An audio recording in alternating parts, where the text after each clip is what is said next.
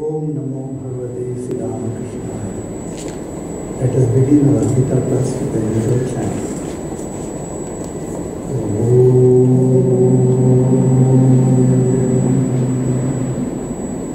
Akhanda Mandalakaram Vyaptam Yena Characharam Tatpadam Darshitam Yena Tasmai Shri Gurave Namaha.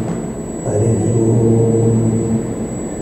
Om Sahana Bhavatu Sahanau Bhunaktu Sahaviryam Karavavahai Tejasvinavadhitamastu ma Vidvishavahai.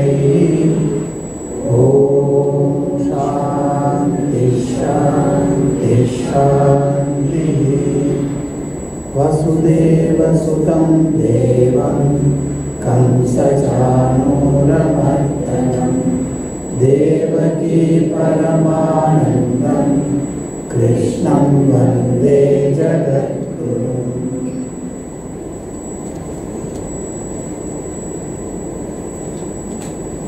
Welcome to the study of Bhagavad Gita. We are in the 59th class. Bhagavad Gita for practical life. With that theme we are studying Gita verse by verse. We are now in chapter 2. 30th verse we have seen last week.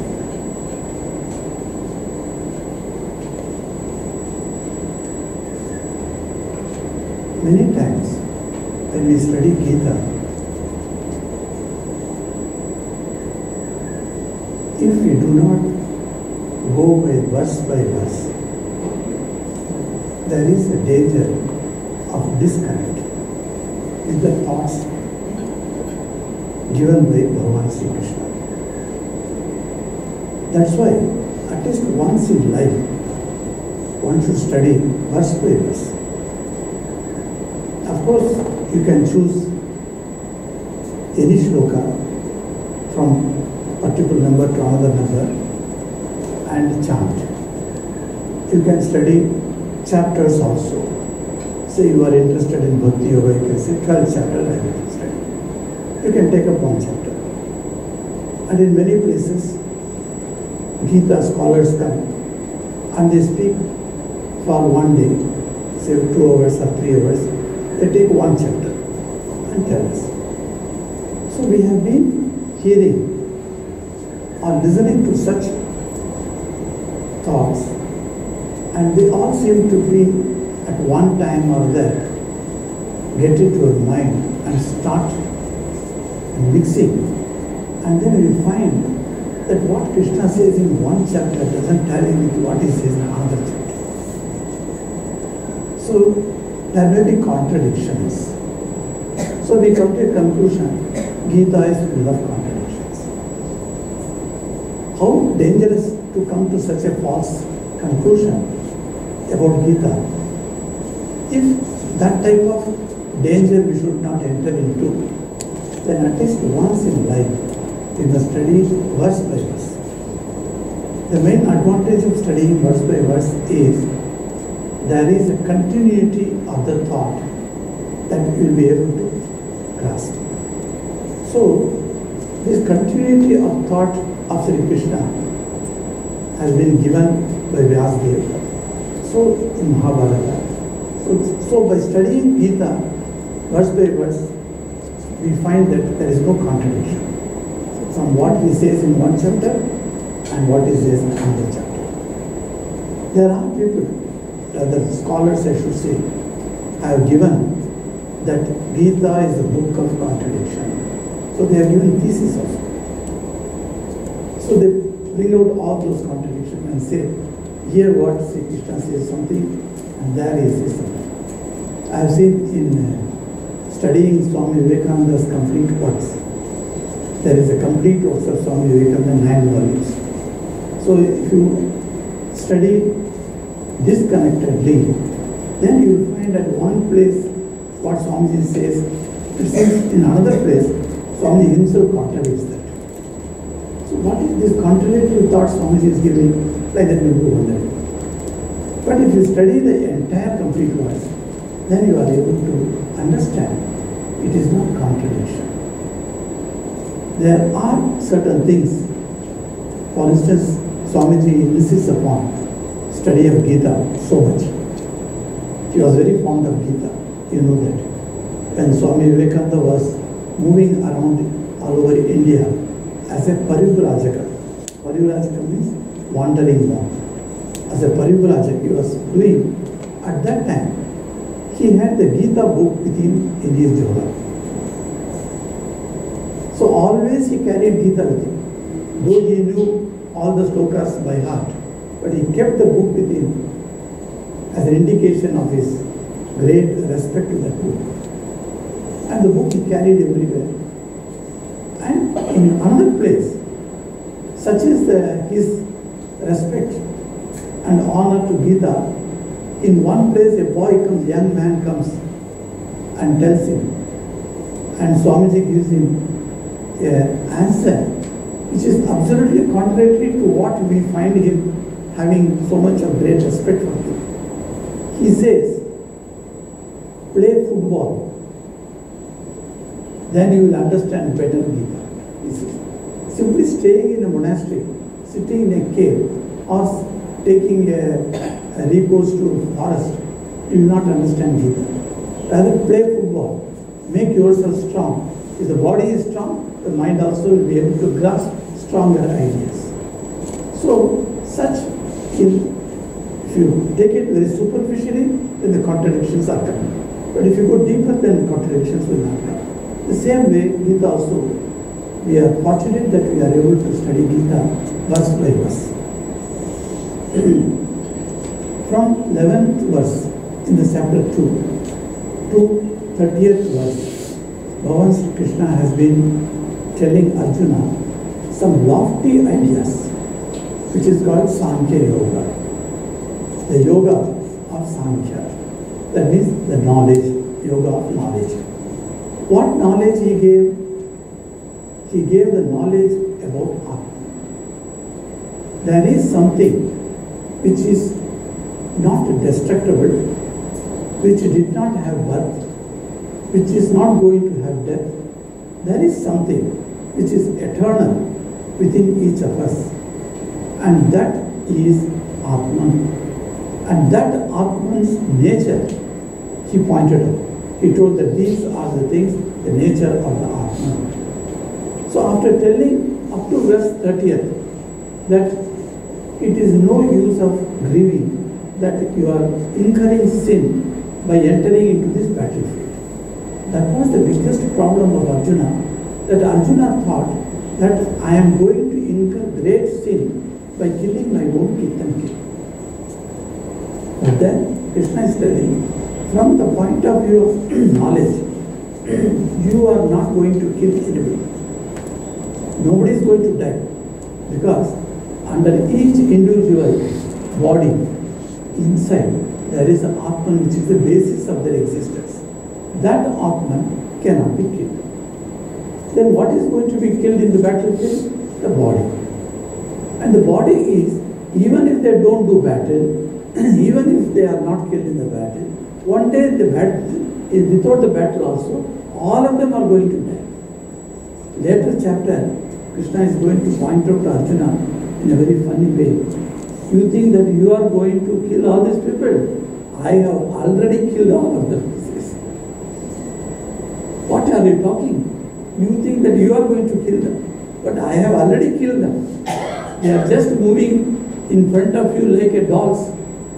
And nimitta matram bhavasave sachi. He says you become only the cause for that death. That's all. You are not going to kill them. So in that way, Sri Krishna has propounded a theory. It's called knowledge. In that knowledge he says that you are not the killer. Now, that doesn't satisfy Arjuna, it seems. Because Arjuna is still burdened with that idea that by entering into this battlefield, I am incurring sin. So how to remove that idea? So he says, from the point of view of Atman, none is killed. From the point of view of body only, body will anyway die. So there is no question of grieving. Then he brings up practical aspects. And that is what from 31 to 36 we are going to see. What is the practical aspect Krishna is going to say to Arjuna is this, that this life is a battlefield. You have to do your duty. Each one of us is born willy-nilly into a particular position in the society. After taking birth, we are growing up and we are standing.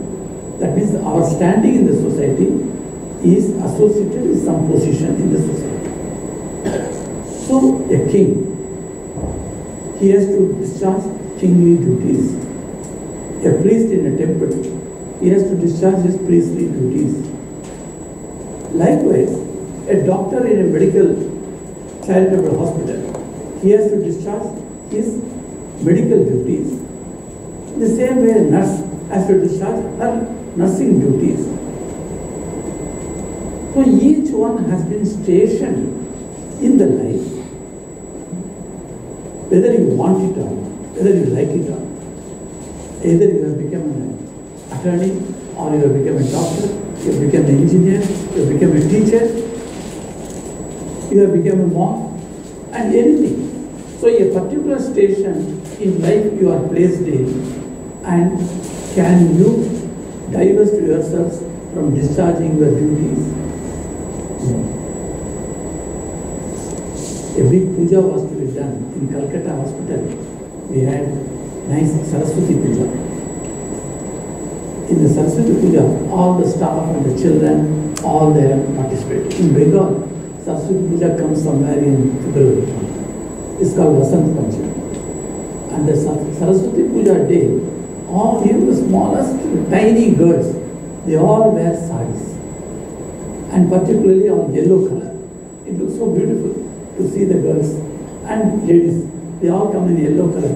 And they come and they pray before Mother Saraswati. It is such a nice scene to see that.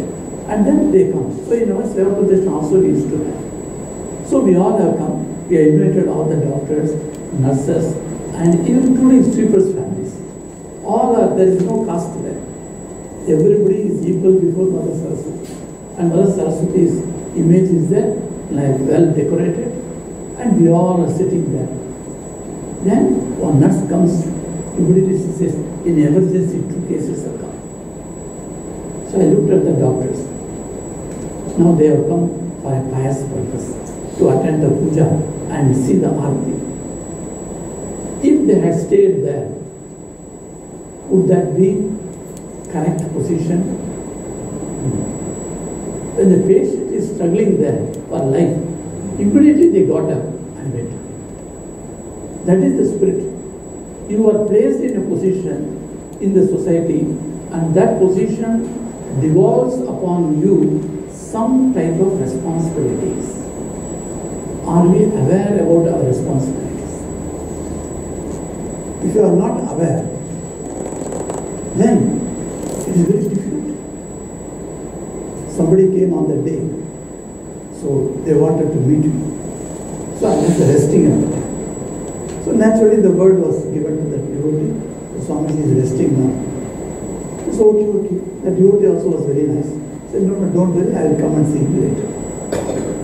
But when I was informed, I told our Giri, don't ever say to people that I am resting. You come and see and knock my door, and if I reply, then open the door, and then and tell me what is what, then I will come and meet you. You see, Swami Ranganathananda, a great saint, and he was the president of the Ramakrishna order. He came to Delhi Ashram. And in the Delhi Ashram, we have got a bookstall. And the bookstall closes from 12:30 to 2:30. Because there is the lunch time and then 1 hour rest time. So at 2:30 again, the Swami will come or the Brahmachari will come and open the bookstore.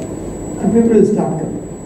Now for the outside world, in the ashram you may have certain rules, because we are getting up at 3:30, 4 o'clock, so we require 1 hour rest in the noon time. All those things we can justify within ourselves. But outside world doesn't function like that. In outside world, it is morning 10 to 5. That is the time they work. So during the working hours only people are all moving. So they come to the ashram. So he says, somebody rings up at 1 o'clock and say, I want to purchase a book. And he looked at the brahmachari. Will you leave your rest and come and open the bookstore and sell that book? It may be a 50 paise book. A small book does speak Swami Vimokshananda. Only 50 paise cost. But do you know, to purchase that 50 paise book, that man must have spent 2.5 rupees from coming all the way from a distance. And he has come to read Swami Vivekananda's ideas. So is it not proper for you to open the bookstore and then give it? Because at that time what he taught us is, you have been given a position. You are in charge of a bookstore. And with that position entails you or devolves upon you certain responsibility. Though the time is written, opening time, closing time, everything is written. But still if some people come without knowing that, and if they come, even with knowing that if they come, but your position demands that you should go up and then open the bookstore and give. So this is a very practical instruction which Krishna is giving to Arjuna. You are who? That is, who are you? You are not some Tom, Dick and Harry in the society. You are a king and you have come to the battlefield knowing well that you have to get back to your Swarajya, your Rajya, that is your kingdom. For that you have come. So your duty is to fight in this battle, and that is called Swadharma, one's own dharma. So what is the Swadharma? We are all placed in a particular level in the society, and wherever we are placed in, mind you, we have got certain responsibilities. To do this responsibility is my Swadharma. If we are conscious of that, the world will move on very well. Because we are not aware of a Swadharma and we want to neglect the Swadharma, that means we are disturbing the rhythm of the world that was created by God. So God has made certain rhythm. Under the rhythm it goes on moving, the world progresses, goes on, samsara. Samsara means it goes on and on. Samsarati iti samsara. Sara means moving. So always it is moving. That is called samsara. This samsara moves according to certain rules and regulations, and it is called rhythm of the universe. And that rhythm of the universe can be smooth, provided every one of us does our duties and carry out our responsibilities. If that is not done, then you are putting a brake, and that brake is going to cost you terribly. So Krishna is going to tell him, hey Arjuna, you are feeling that you are going to be a sinner. I am going to tell you, by not fighting this war, you are going to be a sinner. That's what he is going to tell in these 6 verses. So last week we saw the verse 30. Dehi nityam avadhyoyam dehe sarvasya bharata tasmat sarvani bhutani natvam shochitum arhasi tasmat natvam shochitum arhasi. Hey Bharata, O Bharata, therefore you should not grieve for any being, because this indweller in the bodies of all is ever invulnerable. It's very big word he has used. That invulnerable, not vulnerable. What is the vulnerable meaning here? Meaning death. The indweller, Dehi. Deha means body. Dehi means one who resides within the body. He is called Dehi. So the Dehi is avadyoyam. There cannot be no vad. Vad means to kill, murder. So avadyoyam means not killable, if you can use that word. Cannot be murdered, cannot be killed. So it is invulnerable. Then how can you unnecessarily weep for that you are going to incur a sin? It is useless.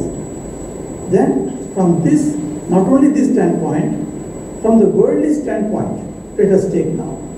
That is what is going to tell in verse 31. So before we proceed with today's verse, let us chant these verses from 21.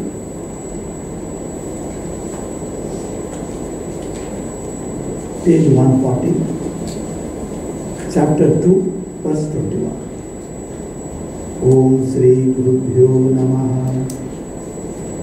Veda vinashinam nityam yayena majamavyayam katam sapurusha partha kam ghatayati hantikam vasansi jirnani tavihaya navani virnati narparani tata sharirani kaya jirna anyani sayyati ani dehi nainam chindanti shastrani nainam pratipavakah nachainam kledayanti apo nasoshayati marutah अच्छेद्योयम अदाह्योयम अक्लेद्यो सोषैवच नित्यः सर्वगतस्थाणु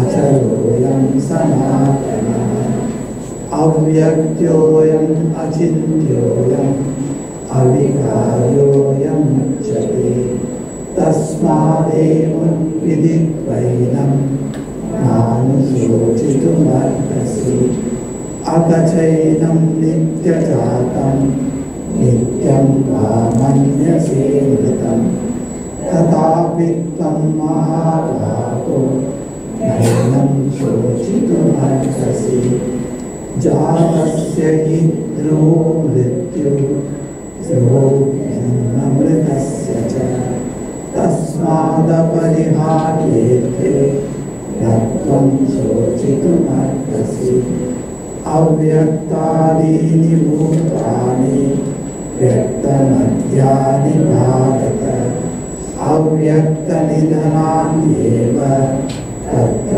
का परिदेवना आश्चर्यवत् पश्यति कश्चिदेनम् आश्चर्यवत् वदति तदेवचान्यः आश्चर्यवच्चैनमन्यः शृणोति श्रुत्वा येनं तनचैव कश्चित् देहि नित्यमवद्योऽयं देहे सर्वस्य भारत तस्मात् सर्वाणि भूतानि न त्वं शोचितुमर्हसि स्वधर्ममपि चापेक्ष्य न विकम्पितुमर्हसि धर्म्यादियुद्राज्येयो अन्यक्षत्रियस्य न विद्यते. So he says in this verse 31, looking at your own duty as well, you should not waver, for there is nothing more welcome to a Kshatriya than righteous war. See, this war, you did not go after it. You never wanted the war. You wanted to be nice to these Kauravas, and then whatever harm they did to you, still you are ready to forget and forgive them. And you wanted only half the kingdom. It was only Duryodhana who imposed a war on you.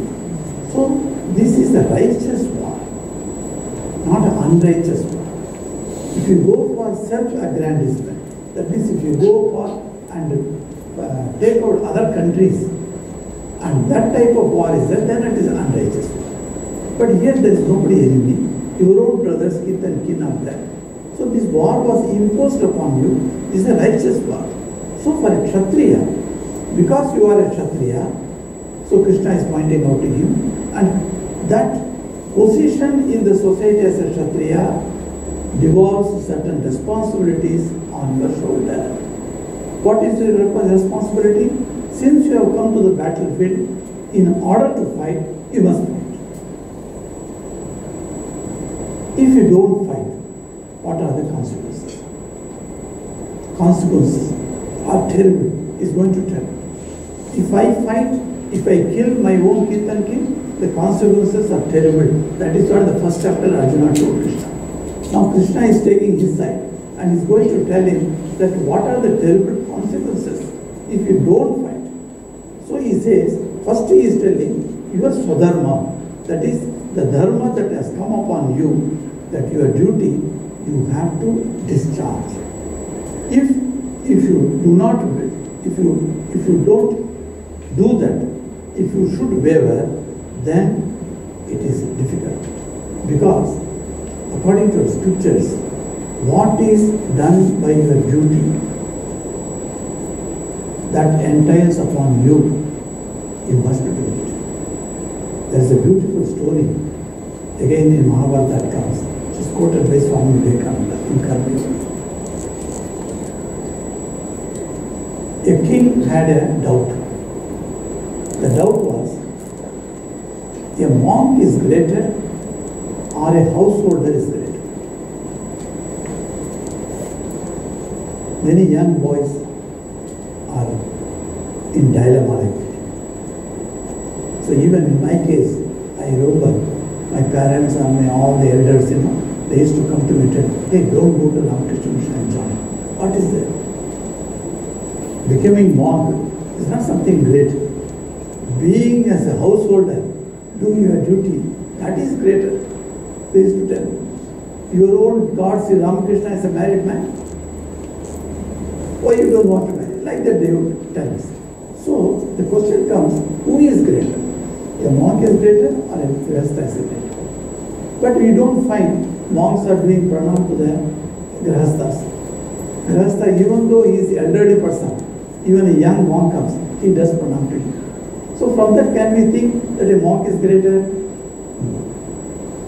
That is for this cloth only he is making pranam. Because this cloth signifies tyaga, sacrifice. Because you are wearing a cloth which signifies sacrifice, so a householder comes and does pranam. But who is greater actually? A householder is greater or a monk is greater? This is a question troubled that king. Now whoever does not answer to his satisfaction, he is put under jail. So now everybody is afraid to even answer the question. Even though you know the answer, you can't. Because you can't conclusively prove that that person is great. So everybody failed. So one day, one brahmachari came. So the king asked the same question. The brahmachari said, sir, I cannot answer verbally. Whatever I say, you will doubt it. So you come with me for some days. You have to walk with me lot of distances. Are you ready? Because king is thirsty for the knowledge. He said, yes, I will go with you. So in disguise, the king started following this brahmachari. They both were walking and walking and walking. In another country they have come. In that country, the princess of that country is having a swayamvar. So the brahmachari said, come, let us go there.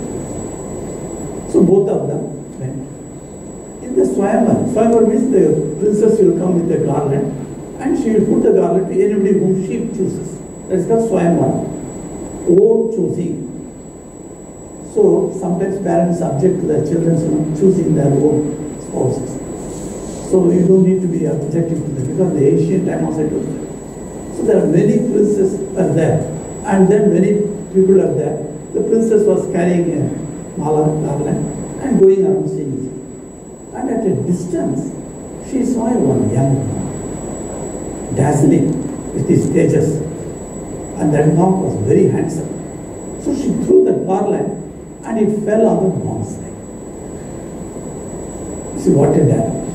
Because the monk has already renounced the home and heart, and he has left that life, and he has come to lead a monk's monastic life. He was just a wayside man, just seeing the tamasha, that's all. He never had intention to participate in it. But there are other princes have come, from many countries princes have come. So naturally he thought, let me go and see the tamasha like any other ordinary man. But the mala fell on his head. What a terrific thing. He immediately turned, took the mala, threw it on the streets, and he started running. And now the prince has selected that person, whoever we may be. So naturally the guards, it's their duty to bring the fellow before her. So they all chased. And this fellow went, and somewhere he hid in the jungle, he could not be traced. So the brahmachari, did you see this event? He said, yes. Okay. Now let us enter the jungle. They entered the jungle. And it was cold.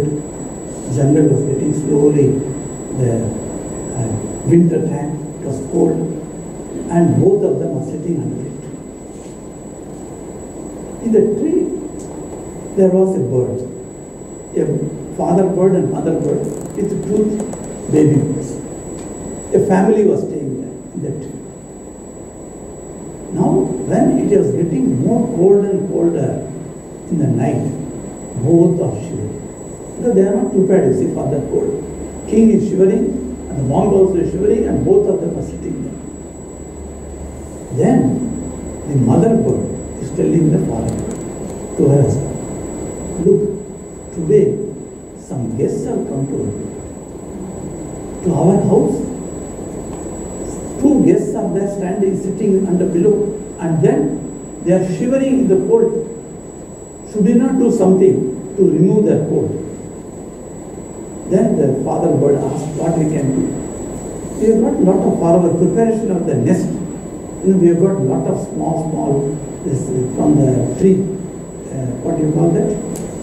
The twigs that we have collected. Let us put them, and then fire. Okay, so a bundle of twigs were placed, and then the father bird came, and he, with his beak, he took a small stone, and with the stone he scratched his beak and fired. Now both of them are watching that. The bird is creating fire so that these two men can warm, and their eyes warm. At that time, the mother bird is again telling the father bird, look, we have given them comfort. Very good. Because Atithi Devo, our guest has come to us, so we have taken care of them. But they are hungry.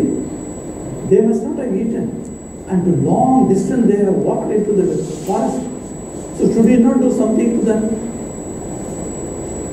And both of them are listening to the bird's conversation.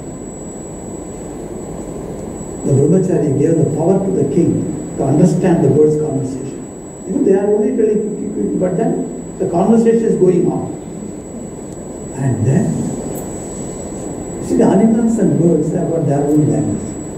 We may say that we don't understand them, but they actually do that. I saw one YouTube video, one goat gone astray, and all the other goats have gone to the other bank. This was stopped there, and he doesn't know how to go. And is standing and is only telling ma'am. Suddenly, one crocodile came. It's such a beautiful video, you know. The crocodile got up, and the goat went and sat on his back, and the crocodile took it to the other shore. When I saw that, how did they communicate with each other? This goat is telling, I want to go to the other side. How did they communicate? You can see that video, but no language is done. It's a mental thought, transference of mental thoughts. And it is done. So, when the power was given to the king to understand the bird's language, the king said, hey, they are talking about our hungry. and they want to give us food. How to give the food? The two young babies, they were telling their parents, Dad and Mom, don't worry about their food. In the very fire that you have done, we will go and fall. So each one will have one bird food. Now, will any mother allow the kid to fall for death? The mother bird said, no, my dear, you cannot fall. You stay. Rather, I will fall into that, and because I am big, I will become the food for both of them. Then the father bird says, how foolishly you are talking. Do you think they are children? The guests who have come, one is a king and another is a brahmachari. Both of them are young, able-bodied people. With one bird, with one flesh, it is not going to fulfill their hunger. So I will also join you. So the father bird said, mother bird said, seeing the two falling, the two children bird also fell into the fire. King was, for us, they sacrifice their life. Sacrifice, tyaga, that is the word. Sri Ramakrishna is called by Swamiji, Tagishwar, the Lord of all the Tyagis. And he says, how the Tyaga is there? A big Marwadi comes to Sri Ramakrishna and gives him a muslin shawl. Before that, Sri Ramakrishna prayed to Mother Kali. He said, oh Mother, what is this so soft shawl people are talking about? And Kali said, this man. And he took it, put it on, and then immediately, oh, this is called softness, and threw it. Sageshwara, he could not accept that. So, that sacrifice is the key element. So when they came out from there, and the king was very sad. The brahmachari told the king, look king, now you tell me, who is greater? A monk is greater or a householder is greater? Who is greater in this life? Swamiji gives an answer to that, which the king understood. What you all understood, what is the answer you all understand? What Swamiji is going to say? Swamiji says, each is great in his own place. What is your duty involved in your position? If you are a householder, it is your duty to take care of the society. If you are a monk, you must be absolutely unattached to anything of the world. Each is, that monk who left, the king has declared, half of my kingdom I will give to that man whom my daughter chooses. Even the kingdom was not required for him. And that princess was so beautiful princess. He would have had a happy life, but he rejected her. That is the monk's greatness. And here you see the householder. They sacrifice their lives for feeding the guests. So these are each is greater in his own place. So the position that involves upon you in the society must be taken care of. If you don't do that, Krishna disapproves anybody running away from following his own duty. As a mother, you have got certain duties. As a wife, you have got certain duties. As a sister, you have got certain duties. And as a daughter, you have got certain duties. I have seen where the son is not there, only one daughter. That daughter has kept her father and mother in the old age with her. Feed them, do the seva to them. Till the end of the life, she takes care of them, just like a son. You know, we think that only sons are going to take care of them. No, daughters are doing the job. Because she has been placed in that position where there is no other one to take care of the children, of their parents. So she takes care of the parents. So whatever falls upon you in your society, in the position that you are there, and duties are there, responsibilities are there, that you have to carry out. So that is called Swadharma. So Swadharma Murti Chavekshya now become Pitumarasi. Looking at your own duty as well, you should not waver. Forget about the Atman and not killing, all those things. Just come to the practical life. What is the practical life? You are a king, you are a Kshatriya, you are bound to do your duty of battling in this war. So you must do it. There is nothing more welcome to a Kshatriya than a righteous war. It says, Yuddha, Dharmyati Yuddha, Sreya, Kshatriyasya na vidyate. There is nothing, na vidyate, it says. There is nothing greater than doing a righteous war. What you are thinking is great. You will go to heaven. No, you won't go to heaven. This is doing your duty is the greatest of your duties. It's a great work. So when he said this, so now next verse, in verse 32, he says, Yadrichaya chopapannam swargadvaram apavritam sukhinat kshatriya partha labhante yuddhamidrisham. He says, Yadrichaya, of itself, upapannam, when it comes before you, swargadvaram, the gates of heaven, apavritam, is open. Unasked, it comes to you. That means, and you enter into your, discharge your duty when it comes to you unasked. At that time, what is the result? The doors of the heavens open to you. Swargadvaram apavritam. Sukhinaha, happy are the Kshatriyas, O Partha, they obtain such a warfare. The righteous warfare has come to you. Why it has come to you? You are blessed to get the righteous war. You said that you are not going to heavens by killing my kith and kin. I am going to hell. That is what you told. Hey Arjuna, not that. By discharging your duty in the battlefield, the doors of the heavens are going to open to you. The righteous one has come to you unasked. So Swami Chidvananda gives a beautiful commentary. I'll read it. I like this. At one time or another, the tide of fortune rises for everyone. Have you ever seen a person completely always doing beggary work? Recently, somebody sent me a video, and the beggar goes and asks for some money. It is, of course, in India. And the lady says, no, I don't have money to pay. Immediately he gives that card reader.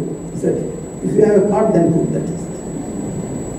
Even beggars are having the card readers now. So that is how they goes like the joke, goes like that. So you see that there is never a beggar who makes all his life a beggar.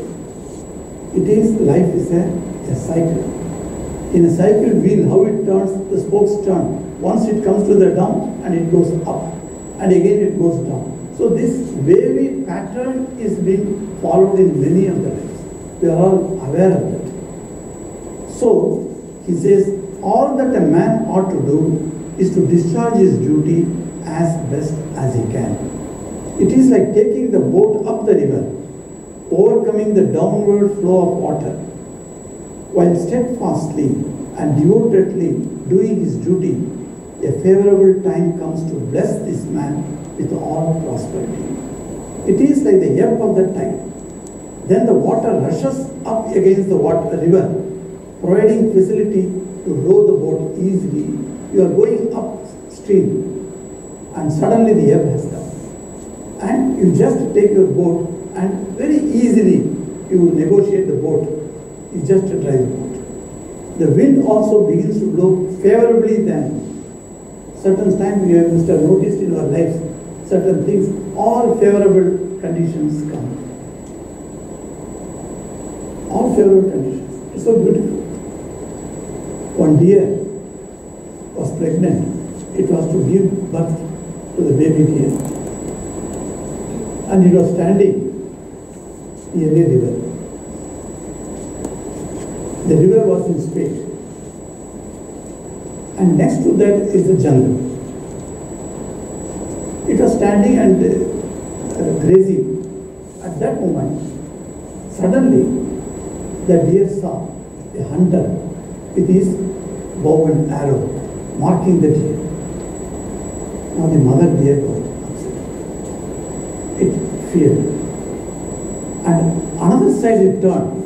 See, one side jungle, another side a hunter has come. Another side tiger is ready to pounce upon. If it goes into the river, it will be drowned with the baby. If it stands still, the hunter is going to take a chance. And if the hunter misses also, the tiger is not going to miss its target. And if you can run to the forest, at that time forest fire was raging. You go into the forest fire and die. What you should do? It didn't know what to do. It prayed to Lord. You know, the animals and birds, they also pray. There is a story in our Puranas, Gajendra Moksha, very beautiful story. How the Gajendra got into the crocodile's mouth and he prayed to Lord Vishnu to come out. And Lord Vishnu came and released him. So this deer also prayed to God. Immediately, torrential rains poured. From where the rains came, nobody knows. The rains came in such a flash. The hunter who was holding his arrow, his eyes got blurred and somehow his hands turned and he left that arrow. The arrow went and killed the tiger. Finished. And the forest fire also was finished. Once the rain stopped, also went down in the river. The deer was saved. You see, all this favorable, this is only a story, maybe a story, but we do not know whether it is real or not. But even if it is not real, just to understand for the children, I am telling this, when this happens, what does it mean? Favorable circumstances are waiting and they will come to you at a time when you need them. So Swami Vivekananda says in Karma Yoga, you have done in your past birth many bad karmas, whether knowingly or unknowingly. Now you have to suffer for them. Nobody can suffer your karmic results. So you are suffering them. So when the bad karmic effects are ready to pounce upon you like 1,000 tigers, 1,000 tigers, not one tiger, 1,000 tigers are pounced upon me.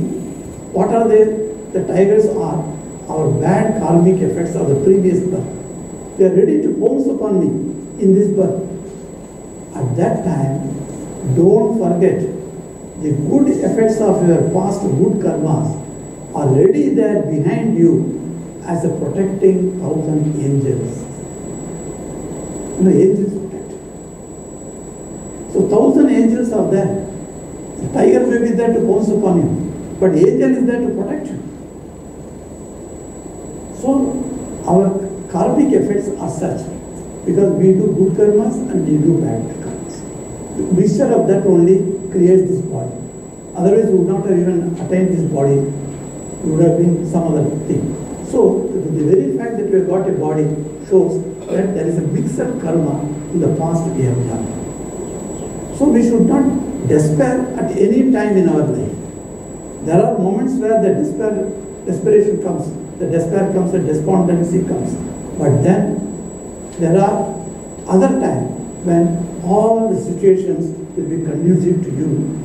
So, some Siddhanji says, by unfolding the same, the passage is quickened. A little effort at the appropriate time leads to great results. That is called the opportune moment. Arjuna is face to face with it now. There is an opportune moment to fight his Kauravas. The same Kauravas he could not fight in any other place. Always he was buckled by these Kauravas' plans.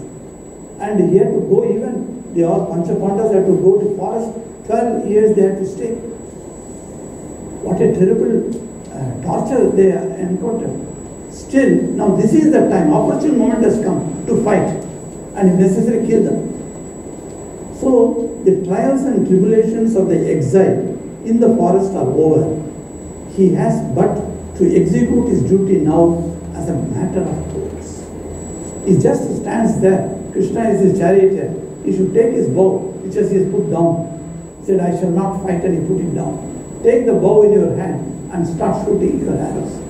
As a matter of course, you should do it. The attainments of the earth and heaven, of victory and fame, and of enjoyment and blessedness are waiting to attend on him. Diffidence and despondency are therefore out of place at this juncture. What a beautiful commentary. This is the time all the moments are coming conducive to your life, and you are just neglecting this and going away. This is not required. So this is not out of place, he says. So the tide of fortune and the opportune time come to one and all. In each of our life, we will see. In many of the monks, if you ask, when before you became monk, was that a suitable time? I would say yes. There were times when it was not suitable to leave the house. You know, when I went and talked to Swami Tapasyanji, I was just at that time school final I passed, and told him, Maharaj, I want to become a monk, can you take me? He said, nothing, we finish your graduation and that's all. That means he put me in office. So graduation will take another 4 years. So whatever may happen at that time, who knows? So he just put me on. So that was not an opportune moment. So the opportune moment comes, at that time you should seize that opportunity. If you don't seize that opportunity, you are the loser. If you seize that opportunity, all the blessedness, all the progress is there. So, he said, blessed are they who utilize these advantages to get fixed in Shreyas. Because Krishna says, you are going to attain Shreyas. To attain Shreyas, this is the best opportune moment. And your Swadharma says, you have to fight, so fight. Now, if you do not utilize this advantageous position, what are the dangers? We shall see from next week. Om Shanti Shanti Hari Om.